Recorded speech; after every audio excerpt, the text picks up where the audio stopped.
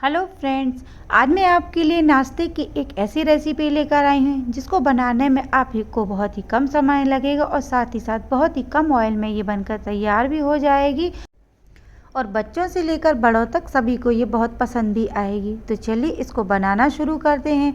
तो इसके लिए मैंने यहाँ पर 1 कप सूजी ले ली है। तो मोटी या बारीक जैसी भी सूजी आपके पास हो आप उसका यूज़ कर सकते हैं। इसके बाद मैंने इसमें आधा कप दही ले लिया है और दही डालने के बाद में हम इसको अच्छे से मिक्स कर लेंगे। तो दही और सूजी को मिक्स करने के बाद में बैटर अभी भी थोड़ा सा गाढ़ा है, तो इसके लिए मैंने यहाँ पर 1/4 कप पानी ले लिया है। तो पानी डालने के बाद में हम इसको दोबारा से अच्छे से मिक्स कर लेते हैं। तो सभी चीज़ों को मिक्स करने के बाद में हम सूजी को 10 से 15 मिनट के लिए सोक करने के लिए रख देते हैं। तो सभी चीज़ें अच्छे से हमने मिक्स कर ली हैं। अब हम सूजी को 15 मिनट के लिए रेस्ट के लिए रख देंगे। जब तक सूजी सोक होती है तब तक हम बाकी तैयारियां कर लेते हैं। तो इसके लिए मैंने यहाँ पर एक बीटरूट को ले लिया है और उसको हमने अच्छे से छील लिया है। छीलने के बाद में मैंने इसको आधा काट लिया है। तो पूरे बीटरूट का यूज़ हमको नहीं करना है, बस आधे की हमें ज़रूरत है। तो आधा हम इसको सैलेड में भी यूज़ कर सकते हैं। तो आधे बीटरूट को मैंने यहाँ पर छोटे छोटे टुकड़ों में काट लिया है। आप चाहें तो इसको कद्दूकस भी कर सकते हैं। बीटरूट को काटने के बाद में मैंने उसको एक मिक्सी के जार में डाल दिया है और उसके बाद मैंने उसमें थोड़ा सा पानी डाल दिया है। पानी डालने के बाद में हम इसका एक पेस्ट बना लेते हैं। तो ये देखिए बीटरूट का पेस्ट बनकर हमारा तैयार हो गया है। तो इस पेस्ट की हमें ज़रूरत नहीं है, बस इसके हमें जूस की ही ज़रूरत है। तो एक बोल में हमने छन्नी लगा करके ये सारा जो बीटरूट का जूस है वो निकाल लिया है। आधा घंटा हो गया है। अब हम सूजी को चेक कर लेते हैं। तो ये देखिए सूजी हमारी बहुत अच्छे से सोक हो गई है। अब हम इसको थोड़ा सा मिक्स कर लेते हैं। तो मिक्स करने के बाद में हमने जो बीटरूट का जूस निकाल के रखा था वो आधा जूस मैंने इसमें डाल दिया है और जूस डालने के बाद में हम इसको अच्छे तरीके से मिक्स कर लेंगे। तो आधा जूस मैंने डाल दिया है। अब इसके बाद में बाकी का जूस भी हमने इसमें डाल दिया है। इसके बाद में हम इसको अच्छे से मिक्स कर लेंगे।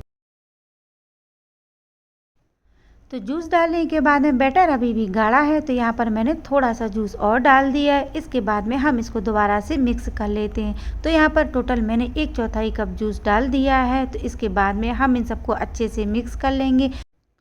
अब ये बैटर हमारा इडली बनाने के लिए बिल्कुल तैयार है। तो ये देखिए ऐसी ही कंसिस्टेंसी हमें अपनी इडली बनाने के लिए चाहिए। अब इसके बाद मैंने इसमें आधा चम्मच नमक डाल दिया है और नमक डालने के बाद में हम एक बार इसको अच्छे से मिक्स कर लेते हैं।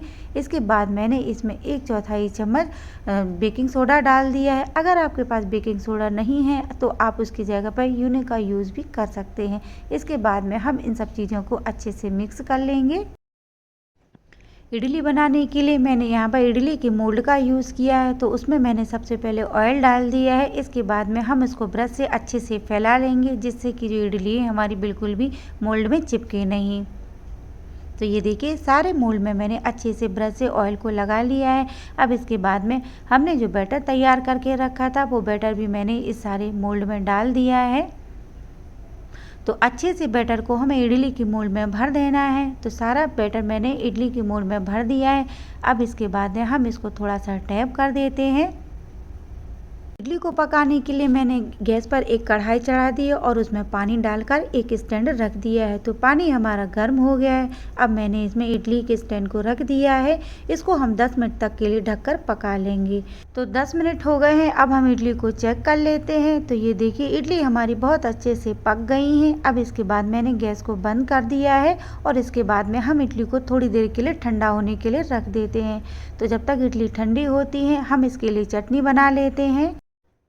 चटनी बनाने के लिए मैंने यहाँ पर 1 कटोरी ग्रेटेड फ्रेश कोकोनट ले लिया है और उसको एक मिक्सी के जार में डाल दिया है। अब मैंने इसमें 2 चम्मच भुने हुए चने डाल दिए हैं। 2 हरी मिर्ची को तोड़कर डाल दिया है। इसके बाद में 1 नींबू के साइज़ का मैंने इमली डाल दी है। अगर आपके पास इमली नहीं है तो आप इसकी जगह पर दही का यूज़ भी कर सकते हैं। इसके बाद मैंने इसमें 1 चम्मच नमक डाल दिया है और नमक डालने के बाद में इसमें 3-4 लहसुन की कलियाँ भी डाल दी हैं। अगर आप लहसुन नहीं खाते हैं तो आप इसको स्किप भी कर सकते हैं। अब इसके बाद मैंने इसमें 3-4 चम्मच पानी डाल दिया है और पानी पानी डालने के बाद में मैं इसको पीस लूँगी। तो आपको पतली या गाढ़ी जैसी कंसिस्टेंसी चाहिए आप उस हिसाब से इसमें पानी एडजस्ट कर सकते हैं। तो ये देखिए चटनी बनकर हमारी तैयार हो गई है। तो मैंने इसको एक बोल में निकाल दिया है। अब इसके बाद में हम इसके लिए एक तड़का तैयार कर लेते हैं। तो इसके लिए एक तड़का पैन में मैंने 2 चम्मच तेल डाल दिया है। तो ये तेल हमारा गर्म हो गया है। अब मैंने इसमें आधा चम्मच राई डाल दी है, 1 चम्मच उड़द की दाल डाल दी है और इसके साथ में एक सूखी हुई लाल मिर्ची को तोड़कर डाल दिया है और 5-6 करी पत्ते डाल दिए हैं। अब इसके बाद में हम इसको आधा मिनट के लिए भून लेंगे। इससे ज़्यादा हम नहीं भूनेंगे, नहीं तो जो दाल और राई हमारी जल जाएगी। तो ये देखिए तड़का हमारा बनकर तैयार हो गया है। तो इसके बाद में मैंने गैस को बंद कर दिया है। अब इसके बाद में इस तड़का को मैंने इस चटनी के ऊपर डाल दिया है। तो ये देखिए कोकोनट चटनी बनकर हमारी तैयार हो गई है। तो इडली भी हमारी ठंडी हो गई है। तो ये देखिए मैंने चम्मच की हेल्प से इसको निकाल लिया है। आप चाहें तो इसको चाकू से भी निकाल सकते हैं, ये बहुत ही आसानी से निकल जाएगी।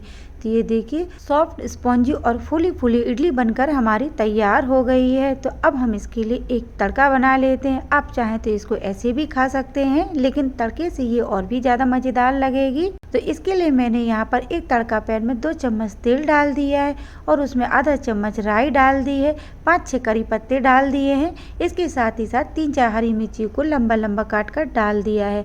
आधा मिनट के लिए हम इसको भून लेते हैं, इससे ज़्यादा देर हमें इसको नहीं भूनना है।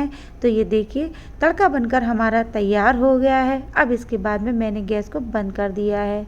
तो ये तड़का हमारा तैयार हो गया है। तो इसको मैंने इडली के ऊपर डाल दिया है। तो ये देखिए सुपर सॉफ्ट स्पॉन्जी हमारी बीटरूट इडली बनकर तैयार हो गई है। आप इस हेल्दी नाश्ते को बच्चों को लंच बॉक्स में भी दे सकते हैं। सुबह सुबह से अगर आपको कुछ हल्का खाना हो तो भी आप इसको ले सकते हैं, या फिर शाम को चाय के साथ में भी इंजॉय कर सकते हैं। तो आपको आज की ये मेरी रेसिपी कैसी लगी मुझे कमेंट्स बॉक्स में ज़रूर बताइए। अगर आपको आज की ये मेरी रेसिपी पसंद आती है तो अपने फ्रेंड्स और फैमिली के साथ में इस रेसिपी को ज़रूर शेयर करिए और साथ ही साथ मेरे चैनल को सब्सक्राइब करना बिल्कुल मत भूलिए।